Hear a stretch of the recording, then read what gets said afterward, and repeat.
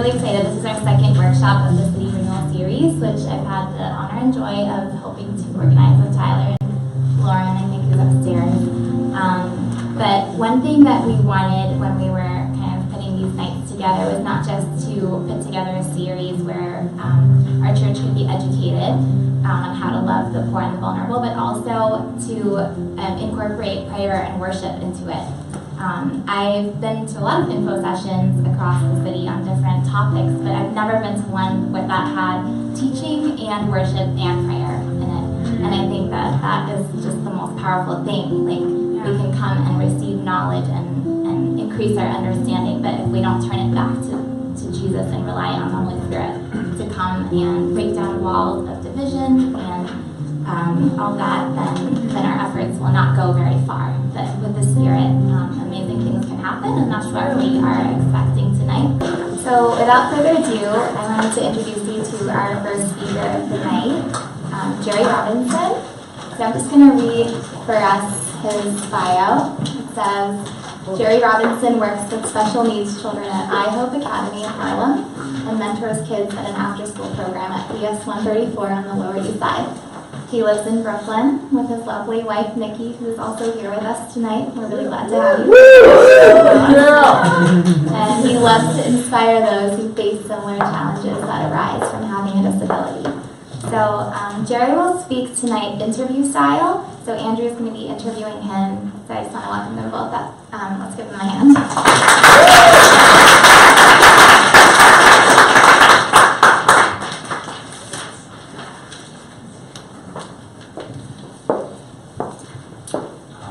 So hello, thank you for having us.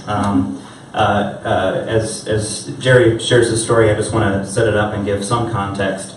The beginning of Jerry's story starts with speaking of a mental institution called Willowbrook State School. It was in Staten Island in the 50s and closed down in 1986. And this facility was notorious for some of just the horrendous environment by which people, what was then called mental retardation, were placed in, children. And Jerry's story starts there, but the redeeming side of Jerry's story is that he was shielded from many of the horrendous conditions that other people had to endure in that place. So that's just a little context, and then we're going to hear from our good brother, good friend Jerry. So Jerry,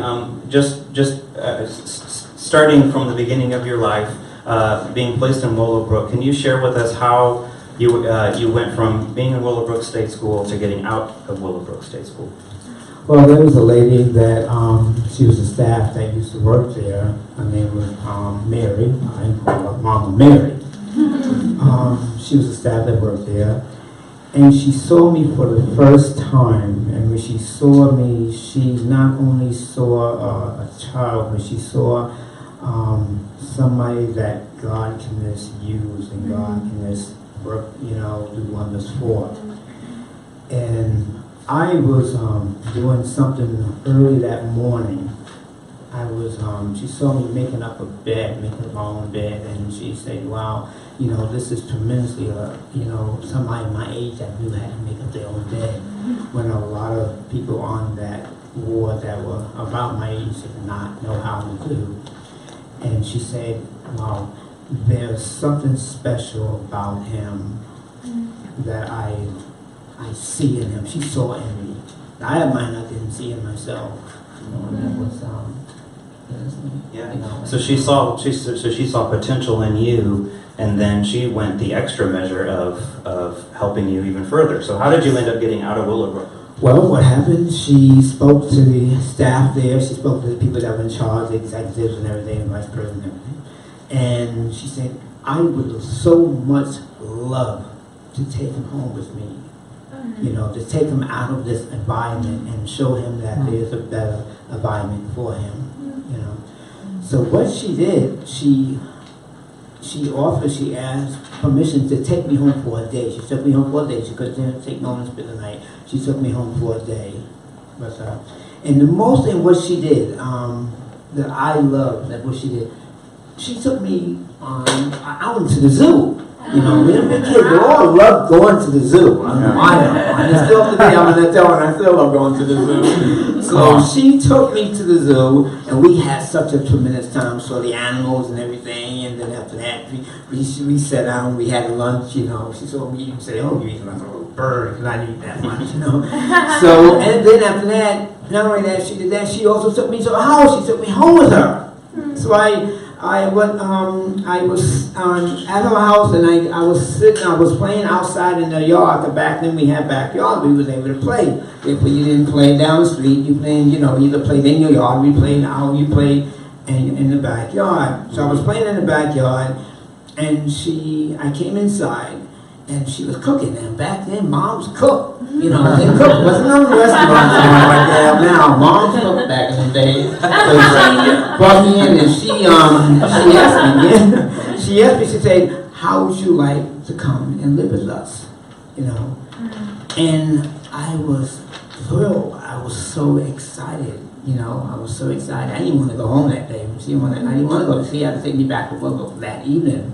Back there, you know, that evening, that evening. I didn't want to go home. I wanted to stay right there then. Yeah. And so she went through all the red tape, as you say, Yeah. to adopt you. Yeah, she adopted me. She adopted me from Boulevard. And she brought me, she went through all the proper channels, and because she had to get permission and everything from the staff there and from the vice president of Boulevard and everything. And she said, and I was I was brought into our home. So you get out of Willowbrook. God shields you from all of the things that were happening there. Adopted into a new family. Can you share a little bit about what was like growing up on Lefferts Place? It was exciting. It was exciting, but there was some challenges along the way because I had to start school. I had to move from Willowbrook State School into a school in the community. So it was a challenge for me because I had to get used to that. I had to get used to my new environment, and I had to get used to my, friends. I had to make new friends, and once I did make new friends, because there was a friend by the name of Donald. His name was Donald, and he was the first child friend that I met around there, and we became friends, best friends. Before that time, like what children don't, what children don't fight, but we became best friends. And after time that it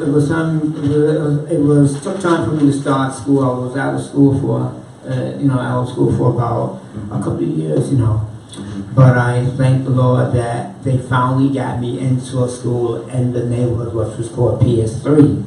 Gotcha. And that's who I passed by. Yeah. So in the past, when you and I have had conversations, you would say that if someone came up to you several years ago and said, your life would look like this when you become an adult, you said that what would you do if they told you? I would completely laugh at them, and I would say, no, this is not, no, that ain't me, that ain't gonna happen, Yeah. But it's amazing that God sees what ahead of us that we cannot see.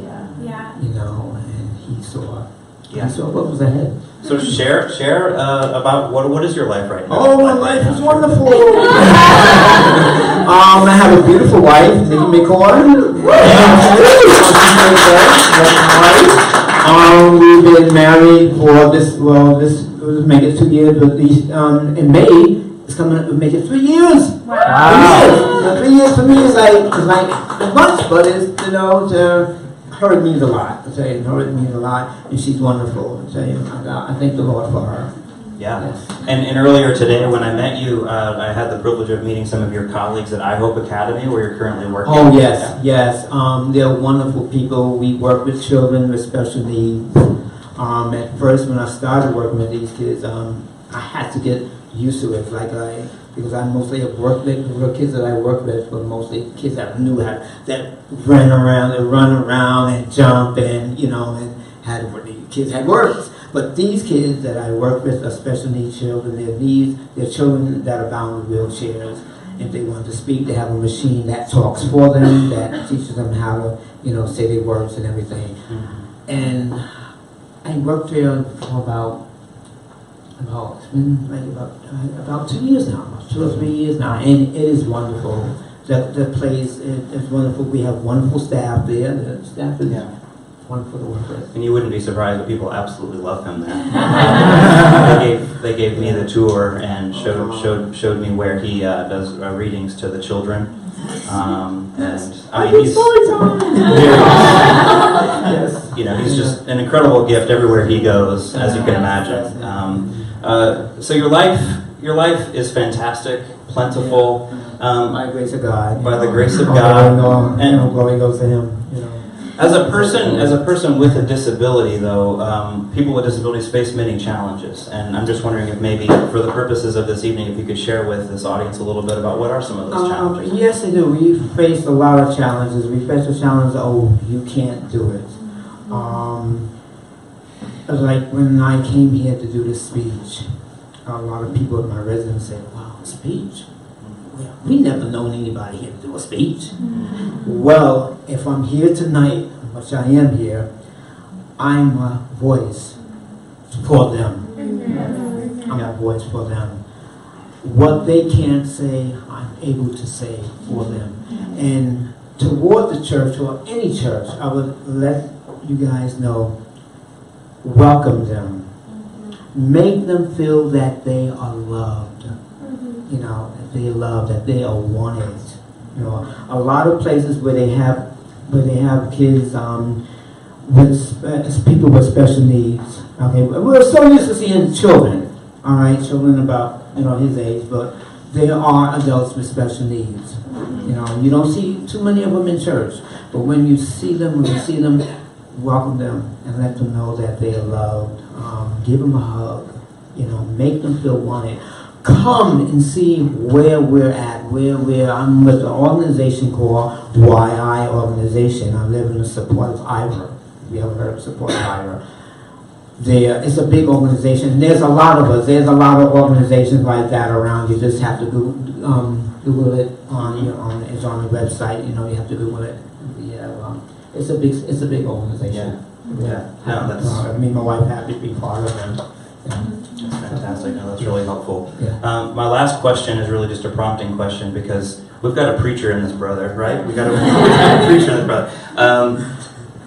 Some people here might be going through challenges, right? Some people here might have disabilities. Somebody here might know of families who are affected by disability or maybe mental illness or really any struggle at all. Do you have any words of encouragement for them as we close? Well, words of encouragement to them, if you have a goal and you want to try to reach that goal, no matter what ability that you have, go for that goal. Don't let no one tell you that you cannot do it, because God's word says, I can do all things through God that grants me the strength to do so, and even more, because that's how God is. God is an all-knowing God. He's a wise God. You know, and there with Him, there's nothing that we cannot do. There's nothing that they cannot do. You know, support them. Show them support. Be there for them. Support them. You know, let them know we're here for you. We're rooting for you. You know, we're rooting for you. Yeah. And that's let them know they can do it. You know, Awesome. Amen. I did it. Thank you so much, Jerry.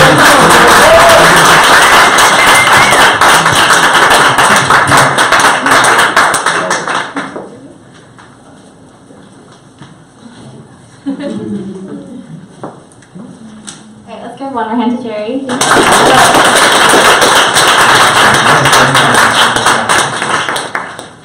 He's awesome. Alright, I'm going to introduce our second speaker of the night, which is Andrew Oliver. Coming back. But you haven't seen him yet. So I'm just going to read his bio for us. So Andrew is the founder of Do for One, an awesome disability ministry with a mission to restore dignity and hope to adults with disabilities through the power of relationships. Andrew loves seeing people grow to their fullest God-given potential, especially people who are often overlooked.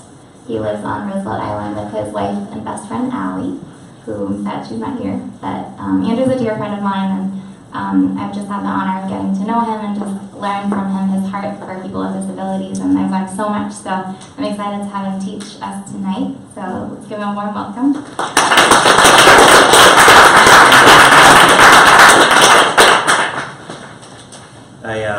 I feel a little bit like this is like an encore or something. The encore is going to be a little longer, though. So it's going to be like two songs. Wow, you guys are awesome. This is really cool. This has been like just so encouraged already, just having a chance to meet with some of you and even just kind of gauging your responsiveness to all of these things. The fact that we're able to have an entire night carved out to talk about marginalized people groups on a cold winter night. So thank you for coming out. I realize that tonight there's potentially kind of two groups. And there's a lot of overlap with this, but some people have come specifically to learn about Do for One and kind of what it means to get involved in the organization itself. And then some of you might have come just to kind of join this series, learn a little bit about different people groups. Maybe you're curious to hear a little bit about disability. And so I want to, the framing of this might be just a touch different than a typical info session. I want to kind of touch on some broader things, but then try to get specific to touch on how to get involved with Do for One specifically for those of you who've come for that purpose. So I'm juggling a little bit of two moving parts here. Let me first start with just defining disability, okay? Just this really broad definition of disability from the Americans with Disabilities Act. It's an individual with a disability is defined by the ADA as a person who has a physical or mental impairment that substantially limits one or more major life activities or has a history of such impairment or is perceived to have that kind of impairment. So when there's like statistics done with Americans with Disabilities Act, that's kind of what they consider to be a disability. Now in New York City alone, there are over 900,000 people that fit that description. 900,000 people.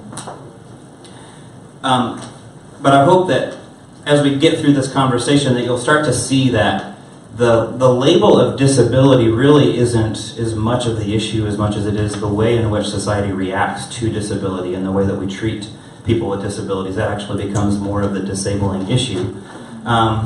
1 Corinthians 12 has been strongly on my heart, just in kind of praying and thinking about this, and later on we're going to have some intercessory prayer. But in 1 Corinthians 12, Paul writes to the church, and he says, the church is a body with many different parts. The eye cannot say to the hand, I don't need you. And then he actually goes on to say that the things that you think are the least important are actually the most important parts. And I've heard somebody share a really interesting analogy where he says that, like, imagine a body that doesn't have a nose, right? And this person lives their life, and then you know goes on and on and on, and then you go and visit this person in the apartment. Like, what would you anticipate that apartment would be like? It would probably be a stench, right? Because this person wouldn't be aware of the fact that there's like rotten food in the refrigerator or something like that. So similarly, if we are a church that has certain people groups that are not a part of our body, there's a chance that over time we might start to stink a little bit, you know? And so I think that in light of talking about disability, in light of talking about the fact that there's 900,000 people with disabilities, we ought to start praying for more people with impairments being a part of our church communities, you know? So let's start to explore what that looks like. And I'm speaking for myself and my own church community. It's a struggle for all of us, okay? So we're in this together, but I think a night like tonight can just kind of awaken our awareness to this, and we can talk about what would it look like to be welcoming to people with physical and mental impairments. Okay, so I'm going to start with my story and how this man Tony impacted my life. Let's see if we've got, you can leave it on that. Yeah, that slide is a good one to start on. Thank you, Mitch. Give it up for Mitch, everybody. So I was in social services for about 10 years, and there was many, many lessons that I learned in social services just across the board, but nothing compares to the kinds of things that I learned in meeting this man right here. This photo is a picture of Tony at his very last birthday in 2014. And 4 months later, he would start to experience some severe pain, which developed into an infection, and about four months later or so, he died in July of 2014. He taught me so many things. It's like you talk about disability, but it's really important to put a face to disability, a face to some of these issues. And you know, a lot of us who are materially very well off, I think a lot of times we can automatically assume that when we get involved in a nonprofit or a charity that the best thing that we can do for somebody is offer material possessions to somebody, you know, and that's not inherently a bad thing, But I think something that Tony taught me was that what he needed was actually just relationship. And there wasn't really any program or system that could replace that. So it was an invaluable lesson for me.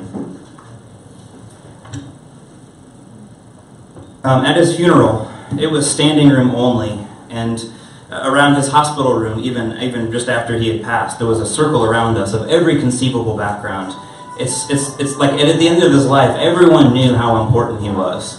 But there was a time in his life where no one knew who he was, or no one knew his significance. You can bring it to the next slide, Mitch. So Tony was born in 1956 in Harlem. His earliest memories are of his mother. He would describe his mother as chain smoking on the balcony in Harlem. At the age of 6, he was born with severe cerebral palsy, so at the age of 6, he went to where a lot of people went at that time in New York City, which is Willowbrook State School. We were just talking about that with Jerry a little bit. And so after he had left his mother, he saw his mother maybe 2 or 3 times in his lifetime after that. At this time, institutions were built, and they were considered the state-of-the-art specialty schools for children born with developmental disabilities and other impairments. And in brief, their goal, the idea, was to train people up so that they could eventually leave these facilities and then start to kind of live integrated into life. But that was hardly the case. This is a place built for 4,000 people, which ended up going over 6,000 people. Idle time. There was physical and sexual abuse by staff as well as among residents at this facility. Residents were left in their own feces for days. Medical experiments were done on children. These are just some of the scandals that came out of this facility. Senator Robert Kennedy visited and said wards were less comfortable and cheerful than the cage in which we put animals in the zoo. Tony's bed was next to a friend, and his friend taught Tony how to talk. There was no education, even though in spite of the fact that it was called a specialty school, there was no education. Tony would tell you how he remembered meeting Geraldo Rivera, which did an expose on Willowbrook. He literally took a cameraman and broke into this facility and started exposing what was going on here. And kind of peeking behind the doors of this institution, Mitch, you can kind of just go down some of these slides. You can go to the next one. Next one. So as you see, idle time, and children even as young as these folks were in that school.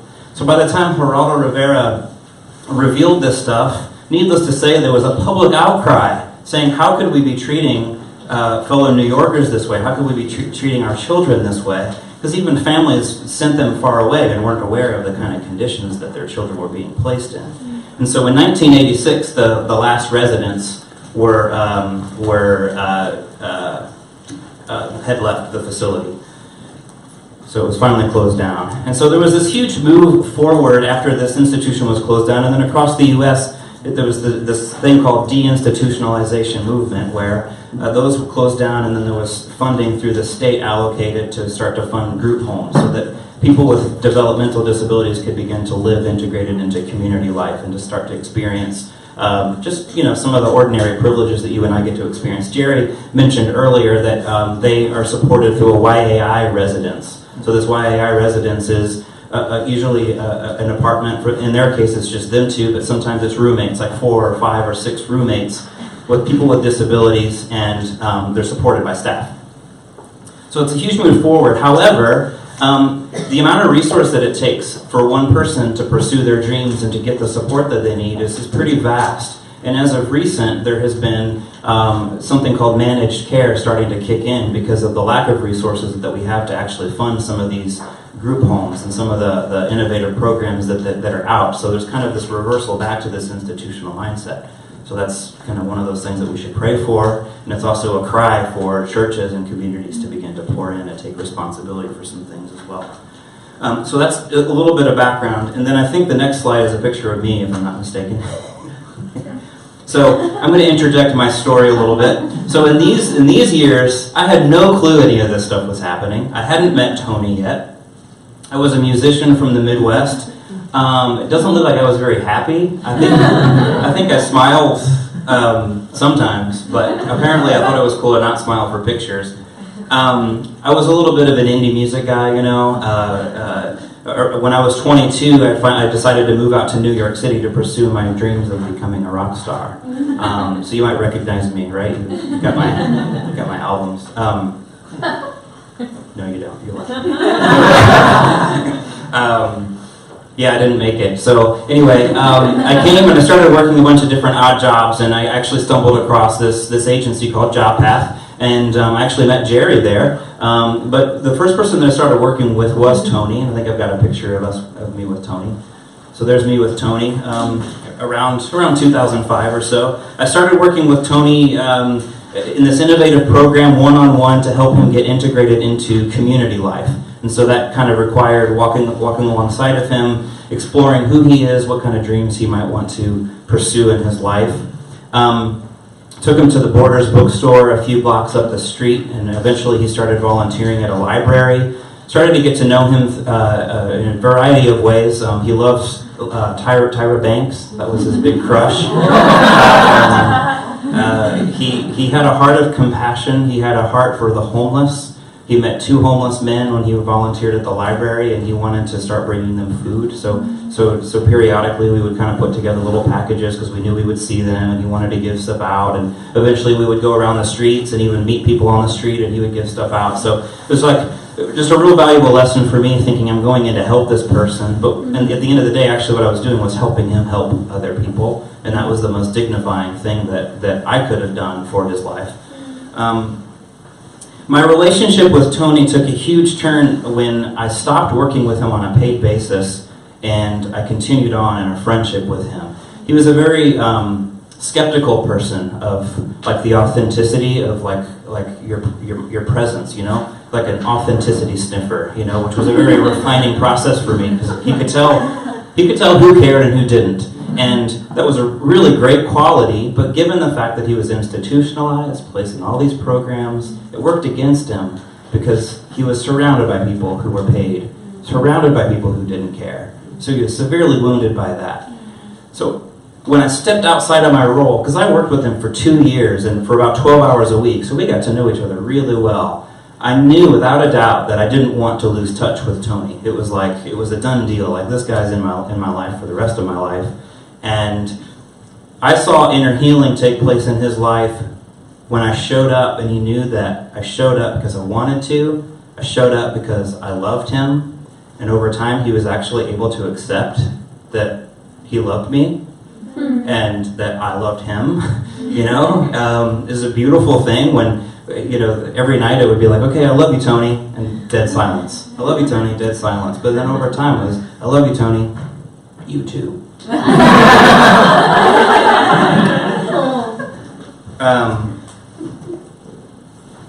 So Tony became like family. Let's see what the next picture we've got. I can't remember what we got there, Mitch. So another point about my friendship with Tony is he brought me out of my shell. By nature, I'm a very cynical person. By nature, I'm kind of like, what's the point? I mean, the world sucks. You know, why try? But Tony taught me the importance of celebrating the little things in life, because I saw a man who didn't have the opportunity to celebrate the little things in life, and it highlighted the fact that, wow, it's important when you have a birthday to celebrate with friends, right? So there Tony is at Junior's enjoying a cheesecake. And so there's something about my relationship with him where in another scenario, had I not met him, there might be a birthday party and be like, oh, I'd rather just stay in. You know what I mean? But the fact that he would appreciate it, and the fact that it would be like, I've never had a birthday party before. There was something about that for me that says, yeah, birthdays are important. Going out to eat with friends are important. Having friendships and loyalty and trust, relationships are super important, right? So I learned so much from Tony. I think I got a picture of us at the wedding. So Tony came to our wedding. The second time he had a chance to travel outside of New York City was when he went down to Alabama to join our wedding. When I talked to my mom after Tony had passed, she told me a story about a conversation, the last conversation she had with Tony, which was at the wedding. My mom, I could picture my mom saying this, but she said to Tony, "You take care of my boy for me back in New York," you know, because my mom's in Illinois. And she said, you know, I could tell that Tony like really took that to his heart, and he took pride in the fact that, yeah, I will take care of Andrew. And I share that to say that he did take care of me. He transformed my life. I don't see people, I don't see relationships the same after my experience with having Tony in my life. It's kind of interesting because this organization, Do for One, is about building relationships and providing support for people with disabilities. But in this relationship, I don't know. I think he might have done more for me than I have done for him. So the lines of who is serving who gets really blurry when you're getting involved with Do for One. Is that right? So, and that's good. That's what we want. That's what we want. So, moving right along, just for the sake of time, how is it that, kind of going back to this, thinking about Willowbrook State School and thinking about the systemic issue of this, how is it that a place like Willowbrook can exist? And how is it that even in like the broader civil rights discussion that we always talk about, like very few of us even know about Willowbrook. Very few of us even, I mean, has anyone ever heard of Willowbrook? Is it familiar? A few people. Yeah. I mean, it's a horrendous enough story to where it should be something that we would talk about. It should be something that, like, yeah, people with disabilities, 900,000 people in New York City, you would think that this would be like a part of the dialogue of civil rights, but it's not. Why is that, do you think? I think the starting point is by recognizing what are our cultural values, right? Our cultural values are things like individualism, intelligence, talents, beauty, wealth, health, power. You know, in the church circles, we talk about idolatry a lot, and idolatry is kind of these kinds of things. We think that if we have these things, then we've got the good life. We want to be around other people who can help us get more of these things, and so there's this kind of this feedback loop of sorts that kind of congregates people like that together, and then everybody who doesn't have those qualities gets segregated away, you know? And to think about it even more subtle, I think about church culture. Like, who do we value the most in church?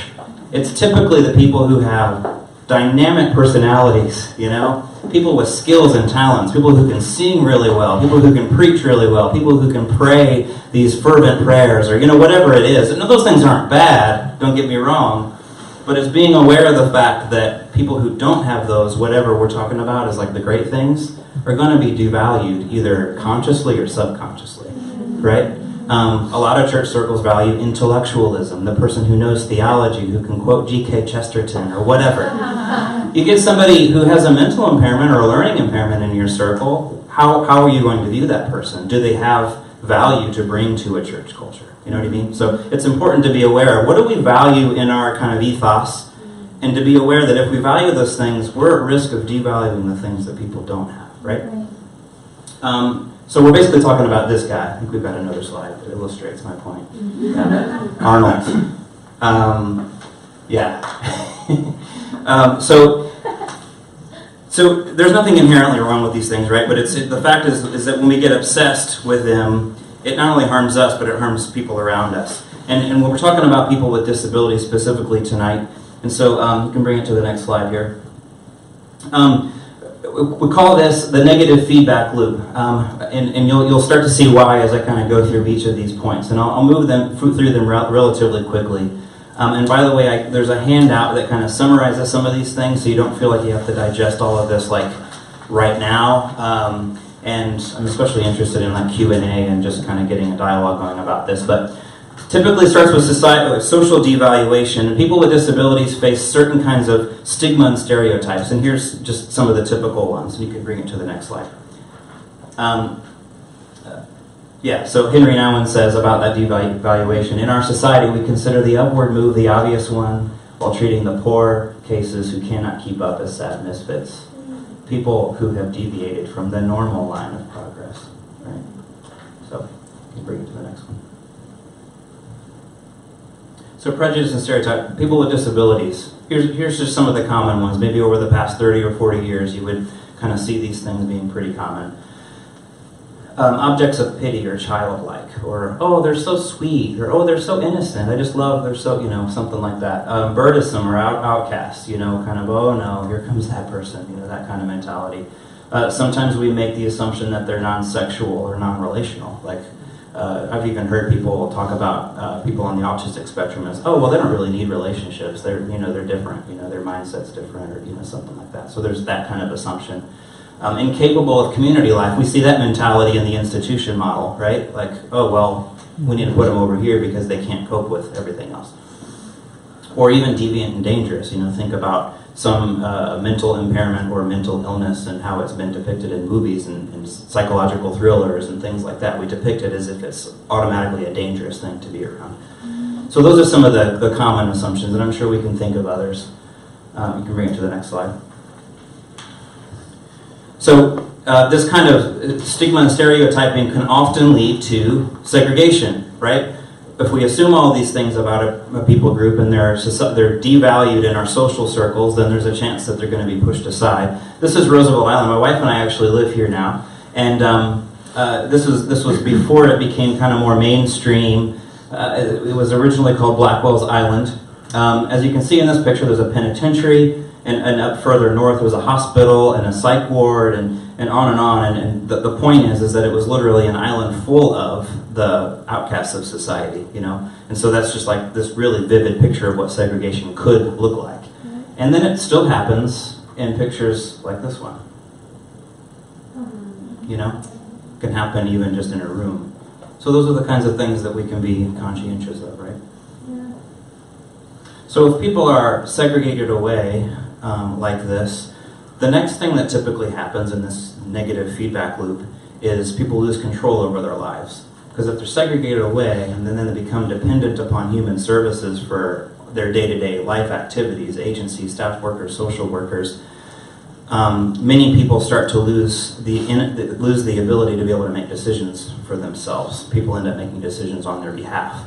And you can see this just kind of illustrated, just the confusing human service system. Like, I don't know if you've ever tried to navigate affordable health care or whatever it is. Like, even for us, it can be super complicated and frustrating. How much more so for somebody who has some form of cognitive impairment without family or friends to help them walk through some of these decisions. Inevitably what's going to happen is a social worker, a legal guardian, or whatever is going to start making decisions on your behalf.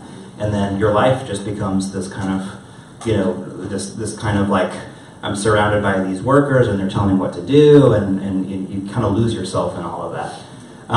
This next illustration comes from an organization very similar to Do for One's called Citizen Advocacy out of Australia. And it's speaking of advocates, meaning the people who step into a person's life to become a friend. The staff worker saying, I can't believe these advocate people will be able to talk to a case like Henry. They're not even professionals.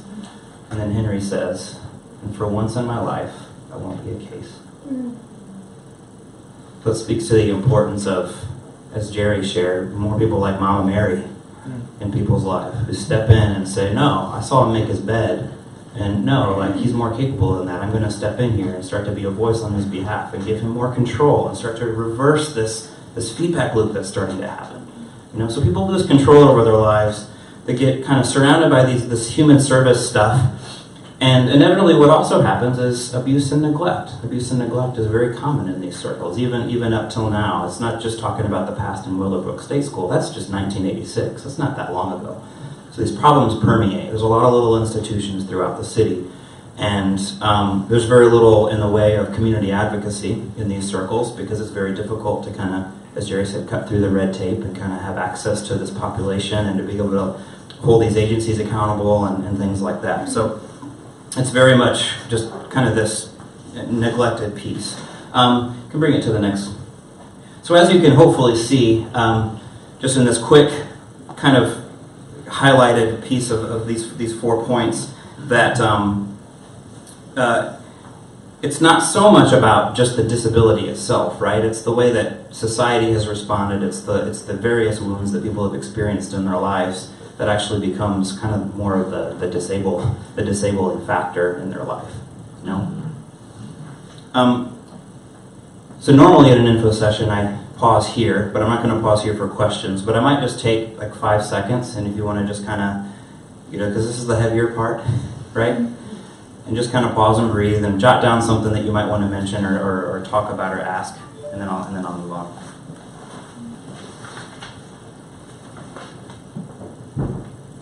So it's easy to feel heavy and maybe kind of overwhelmed at thinking about this big picture stuff. And that's, that's perfectly normal, and I think sometimes it's good to just kind of sit in the discomfort of it for a minute. But what would be the appropriate response to something like this? And our response, just in the conversation of Do for One, is to change the narrative, to change the way that we talk about this, to change the way that we think about disability. And I like this next illustration, where we have this guy just cutting down this idea that somehow people with intellectual disabilities are other or different, and beginning to see people's lives, beginning to see Henry and Joe and Sarah and Sam instead of autism and Down syndrome and cerebral palsy and on and on and on. I don't know if you're familiar with Fred Rogers of Mr. Rogers' Neighborhood. He's a hero of mine. He says this a little bit before this last line. He says, a part of the problem with the word disabilities is that it immediately suggests an inability to see or hear or walk or do other things that many of us take for granted. But what of people who can't feel or talk about their feelings or manage their feelings in constructive ways? What of people who aren't able to form close and strong relationships? And people who cannot find fulfillment in their lives, or those who have lost hope, who live in disappointment and bitterness and find in life no joy or no love? These, it seems to me, are the real disabilities. So one of the ways that we foster a sense of welcome for people with disabilities, welcome for people without disabilities, and healing in all of these areas that we're talking about is simply by providing hospitality. Hospitality. What constitutes the good life? What are good things that happen in people's lives? What are the universal things? When we think of the poor and the marginalized, a lot of times we think of things like, coat drives for the homeless, feeding hungry children, things like that. But beyond like food and shelter, what is it that people need in life? You and I need. It's just kind of universal across the board. I think we can agree that these are some of the things. You can bring it to the next slide. To love and to be loved. Not just to receive it, but to have the opportunity to give love. To be safe, to be secure, to be treated with dignity, to have a place to call home, to have family or close friends, to have work and a sense of purpose. So when we at Do for One are providing hospitality, when we are befriending people and providing support, we look at everything through this lens. We're not looking at what we, and that's a part of the flaw with the name in a sense, is that we're not just looking at what we do for people, it's what do we do with? How do we enable people to participate with us, to join in reciprocal relationships, It's not an us and them kind of a thing. And I like to talk about the early church. The early church has just like a really great, vivid example of what some of this can look like, and you can bring it to the next one. The first sign of human services, just a couple of points. So think back before there's like government agencies, right? The human service that existed was the early church responding to the mandate that their Lord had given to them to care. Whatever you did for one of the least of these brothers and sisters of mine, you've done it to me. And they responded by doing it in informal ways, by having people over, by providing care either in their homes or hospice or church. 3,000 widows, ill, poor, and travelers in Antioch were served. Hospices were integrated within valued parts of town. Care was seen as serving the hidden Christ. And so it kind of it changes the narrative yet again, where it's not just, oh, poor person, we're going to go serve you. It's like, no, it's a high honor to go and serve you. This is like my chance to serve royalty in the kingdom of God. So that's kind of what we mean by changing the narrative. You can bring it to the next one. I love this picture. It's a depiction of a hospice around 1500. And in this picture, you see the servers, the sick are up on these like pedestal, these throne-like seats, treating them like royalty. And you see there's kind of this posture of dignity and honor that the servers are providing. And then, down at the bottom, the bottom right, you see silver dishes. At the back, you see an altar. So you see that people didn't just do this because they had to or because they should, but they did it as a sacred act. This was a chance to serve their Lord in the most tangible way, you know? So it's like we talk about what's cool in church, you know? It's like, this should be the cool thing, because this is what Jesus says. When you do for the least of these, you're doing it to me. So this should be the thing of like, you know, like, forget being a rock star, you know? Like, this is what we ought to be striving for. What else do we have? So as we respond, Russell Moore is a pro-life activist, and in this interview, he was asked this question by the interviewer. We must repent of the ways that we sometimes, even without knowing it, have prized the powerful over the powerless. Why is it that this kind of repentance is important, and how can we do it? And Moore says this. One of the ways that we do it is seeing to it that our churches reflect the power of the kingdom of God, not the power respected in the world as it is now.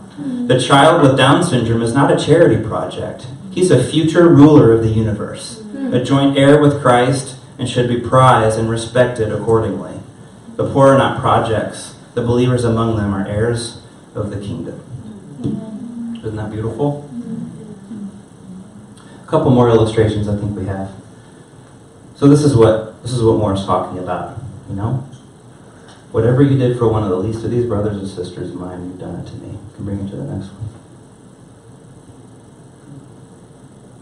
You know, sometimes people say you never know when you're serving an angel.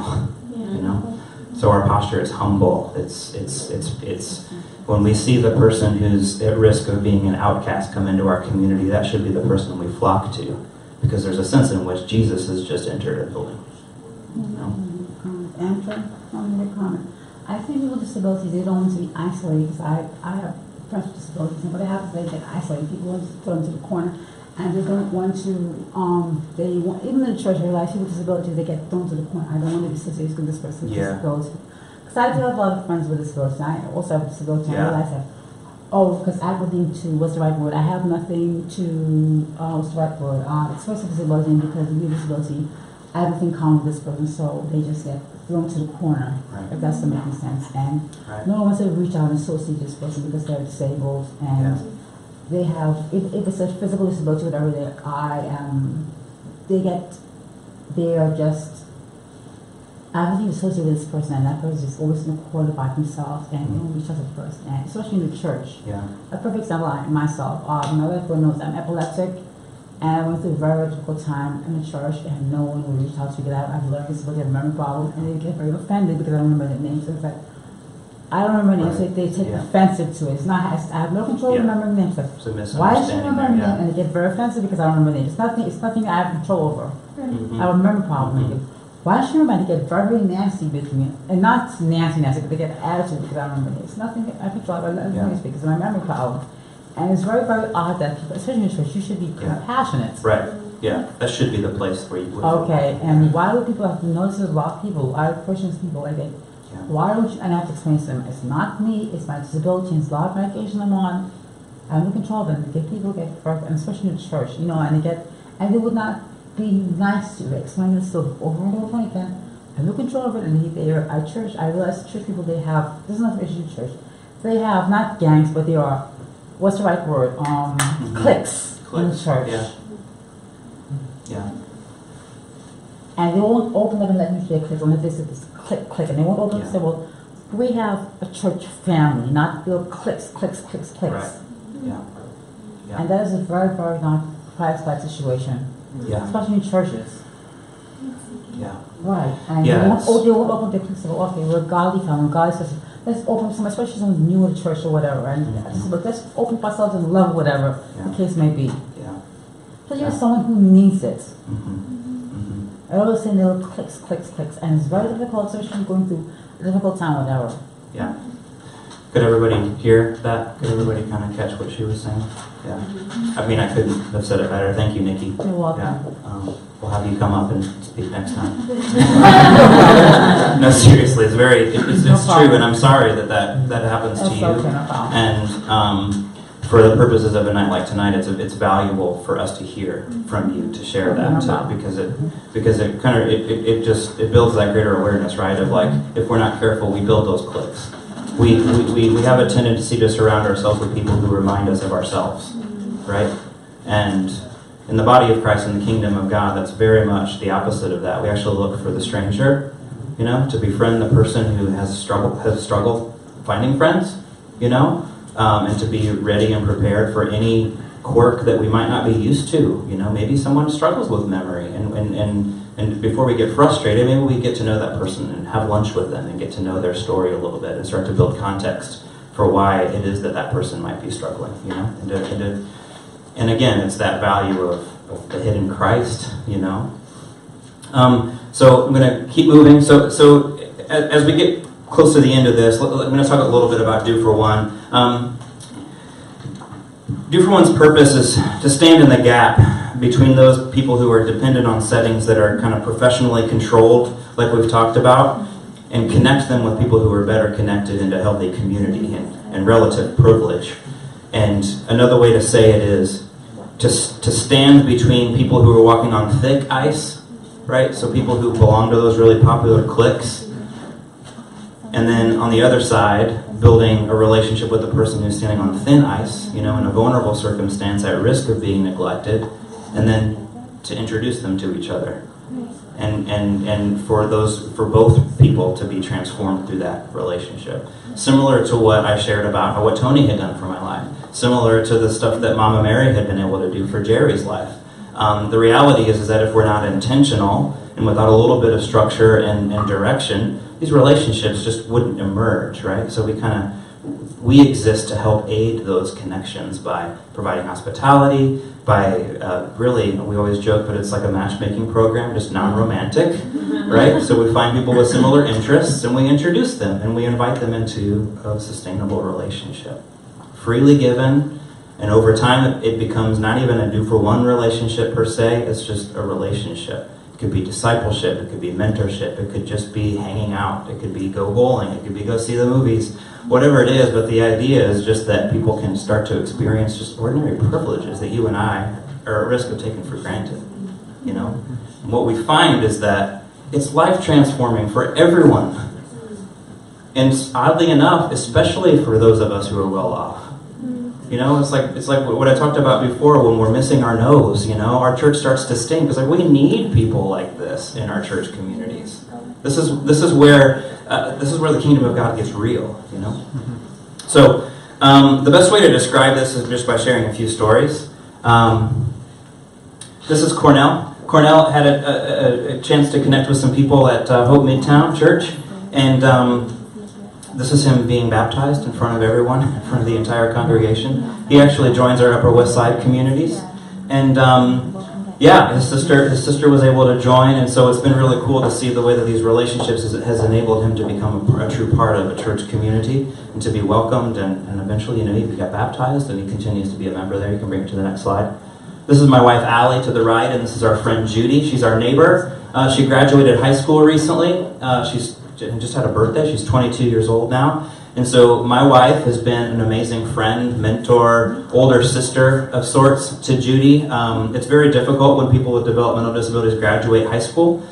Their parents often say it's like they're falling off a cliff because resources run out. There isn't a lot to provide for adults with developmental disabilities. And so Allie has not just been her friend, but walked her through just that stage of like, I graduated high school. What is adult life going to be like? How do I find a job?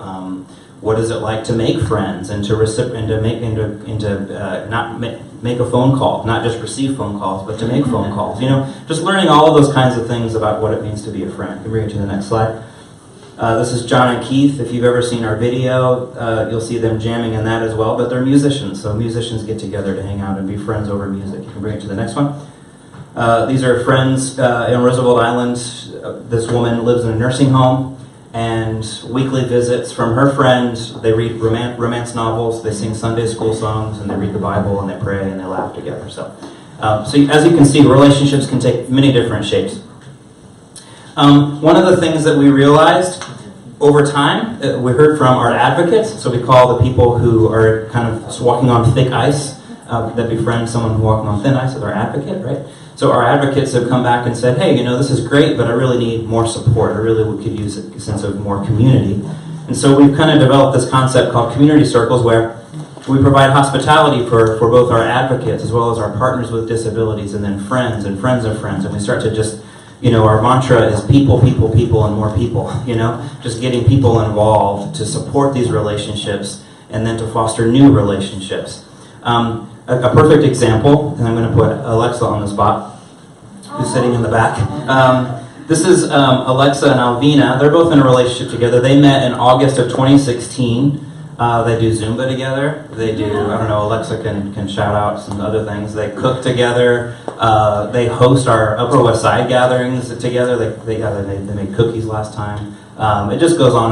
And just this last Thanksgiving, Alexa brought Alvina out to Virginia, and she got to enjoy a Thanksgiving meal with Alexa's family. So you can see how far these relationships can go. It's not just kind of confined in a programmatic way. It really becomes like family to people.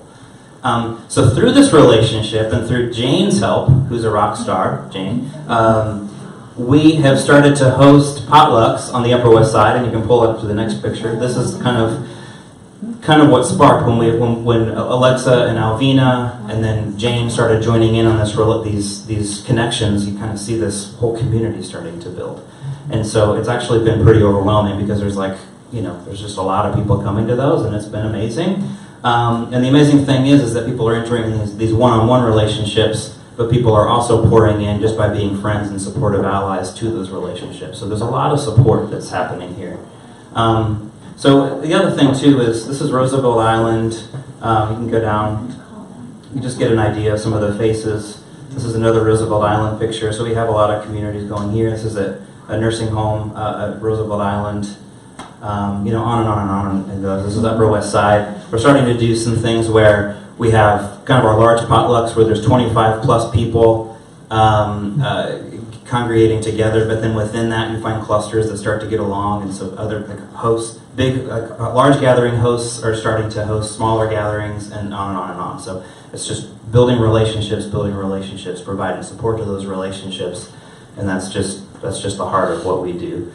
A little bit about the heart of the organization, and these things will hopefully resonate just in light of what we talked about already. You can bring it to the next one. How do we act? We act with humility, wisdom, and humor. And the reason why those three things jump out is as we observe what has been working, these three kind of characteristics have been important for us. Humility is important because when we look at the international conversation about disability, what we find is some of the brightest thinkers on this issue will say that there are more questions than answers. There's more questions than answers. So us as an organization are not going to walk around acting like we've got it all figured out. We're always learning. We're always stepping back and saying, yeah, I don't know. And we're comfortable with not knowing. Wisdom. Wisdom is required because the human service system is complicated. Tapping into church communities is complicated. It requires wisdom. It requires tact. It's not just this simple kind of thing. It requires, we're dealing with a lot of people who are in vulnerable situations as well. So it takes a lot of thought and wisdom. Humor is super important because this thing could be super heavy, and so this conversation can be a little bit on the heavier side, but some of you who have come to our community gatherings, we are intentionally very, very lighthearted, and we have fun, I think both are important to realize that, yes, like our mission is to have fun and to enjoy one another, but the reality is that people are going home to scary circumstances, and we don't want to look at this with kind of we want to look at this with a sober lens, you know what I mean? What's our philosophy? Our philosophy is, this is the description's on the page, but dignity basically means that everyone's made in the image of God. And that doesn't just mean kind of like this general statement of like, hey, everybody's precious and everybody's important, but it means that everybody has a purpose. Everybody is made for relationships. Everybody is made to find God and to have a relationship with Him, No matter how severe a person's impairment is, we know that because they're a human being, they're made in the image of God, therefore all of these things are true. No matter how hard it is to discover what those purposes are, they have a purpose. And a lot of times the harder it is to discover those purposes, the more amazing those purposes are. Connection is important in the sense that we deal with problems as closely and as personally as possible. We're not the kind of organization that says, there's a shelter down the street, there's a program up in the Bronx. It's, what can I do? You know? That's what we say first. If we can't do anything, we appeal to the church community. If the church community can't do anything, we appeal perhaps to state agencies and on and on and on. But it's to say that we prioritize the neighbor, the friend, the lunch, the potluck, you know? Because I believe that that's what people with disabilities need. They don't need more programs. There's a lot of programs out there. What they need is genuine community and genuine friendship and genuine acceptance. Support, community, community, community, people, people, people. We're not made to do this alone, you know, that whole thing. And values, you know, that standing alone doesn't really make a whole lot of sense, I guess. But we come from, you know, clearly we come from a gospel lens. We come from a Judeo-Christian values. Everything that we do is informed by the scriptures. We invite people who come from other backgrounds to join in and to look at what it looks like to live out the gospel without being super preachy about it. A lot of people with disabilities are unchurched. As Nikki shared, churches aren't prepared to welcome, and so many people don't even want to set foot in a church. And so we meet them where they're at in a neutral space and just befriend them, meet them where they're at, trusting that the Spirit of God will begin to work and that opportunities will provide themselves. But it's all through relationship. It's not through a program presenting the gospel at them or something like that. Okay, so I think we're at getting involved. Getting involved. So there's really 4 different ways you can consider getting involved in the organization. One is being an advocate, you know, committing to one person. Sometimes that happens just directly by saying, I want to be an advocate, and then we go out and we try to find a match for you. Sometimes it happens organically where you come to potlucks and you start meeting people, and then we kind of start talking and say, yeah, maybe this person will be a good fit or something like that. Support an advocate. You know, advocates need support. Be a host or a co-host, so that just means, you know, willing to organize pizza nights, game nights in your living room at a space like this or something like that, and just being willing to be the one that organizes it. And then you invite the advocates, the partners, the friends into the space where people just meet and hang out, and we could talk more about what that looks like.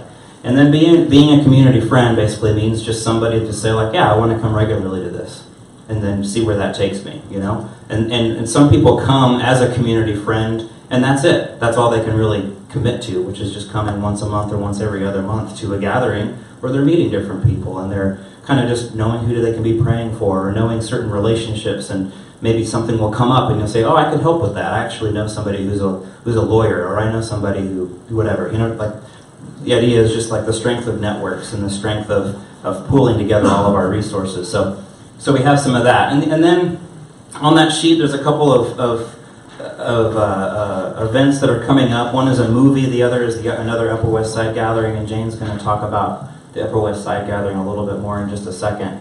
But you can come as a guest. You don't have to commit to anything other than you've heard this, and then you come and you visit. And there's some process to that where we encourage, you know, not to share contact information and all that kind of stuff, because there's some vetting that we want to do. But you can come and just check it out and just see what it's all about and visit and learn from it and see if you want to become a community friend or an advocate, or if you want to host, or if you want to, you know. So there's a lot of kind of organic, kind of loose ends to this, because it's at the heart of it is relationships, and there's really no way to cleanly organize that, you know.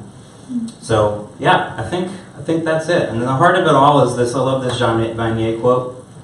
And the film is actually about this man's life. In March 26th, you'll see more information about that. But Jean Vanier beautifully says, "It's my hope that each of you may experience the incredible gift of the friendship of people who are poor and weak, that you too may receive life from them, for they call us to love, to communion, to compassion, and to community." So, yeah, thank you very much.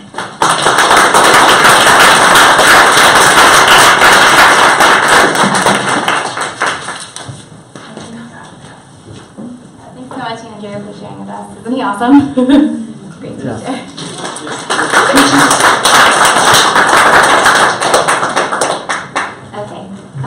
Don't love public speaking, but I was asked to share very briefly about what God has been doing just in my life and in my heart for the disabled through what I've been learning through 2 for 1 and just living with Alexa, who's in friendship with Alvina, and then, I'm sorry.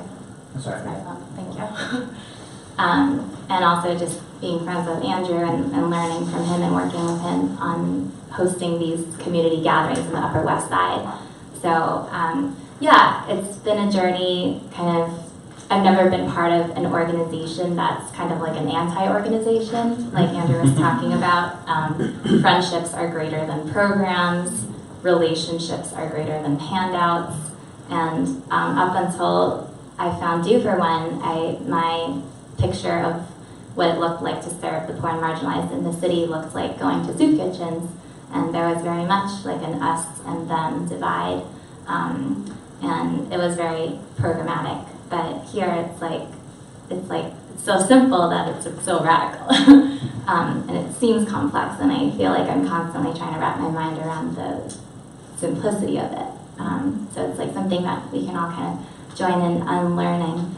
But for me, helping out with putting together these every other monthly game nights in Upper West Side, I guess like this thought of when you think about like, oh my gosh, how can I start to love people with disabilities? Like it can be really overwhelming and seem really complicated, but it's actually really simple. And I found that it is really fun.